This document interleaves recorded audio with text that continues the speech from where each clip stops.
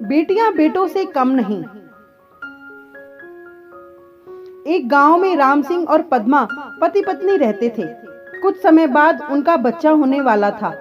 Padma hospital में भर्ती थी। नर्स ने राम सिंह को आकर खुशखबरी दी कि आपके जुड़वा बच्चे हुए हैं। राम सिंह ने कहा कि दो लड़के, लेकिन नर्स ने कहा कि एक लड़का एक लड़की। राम सिंह लड़की नहीं चाहता था क्योंकि लड़की की शादी में होने वाले खर्चे से वह डरता था। 2-4 दिन बाद राम सिंह अपनी पत्नी और बच्चों के साथ अपने घर पर आ गया।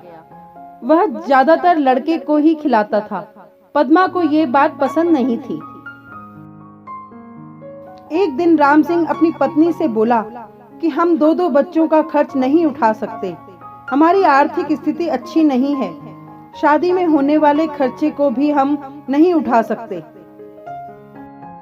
इसलिए हम लड़की को मेरे मित्र को सौंप देते हैं जिसकी कोई संतान नहीं है।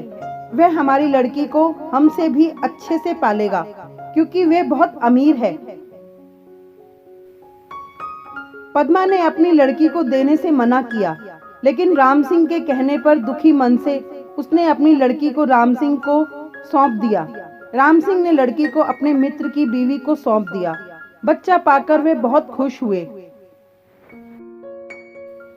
इसके बाद समय बीतता गया। राम सिंह अपने लड़के को अच्छे से पाल रहा था और उसकी हर इच्छा को पूरा करता था। लड़का जब 20 वर्ष का हुआ तो उसने राम सिंह से बाइक दिलाने की जिद की। राम सिंह ने अपनी बीवी के गहने बेचकर उसको बाइक दिला दी। कुछ समय बाद उसने अपने लड़के के लिए खेत बेचकर एक दुकान खुलवा दी, जिससे वह कुछ कमाने लग गया। फिर कुछ समय बाद उसकी शादी भी करा दी। शादी के बाद राम सिंह के लड़के का व्यवहार बदल गया। वह अपने पिता से बोला, आप मेरे ससुराल वालों को ताना मत मारा करो। रोज रोज वह किसी न किसी बात पर अपने माँ बाप से झगड़ा करता था।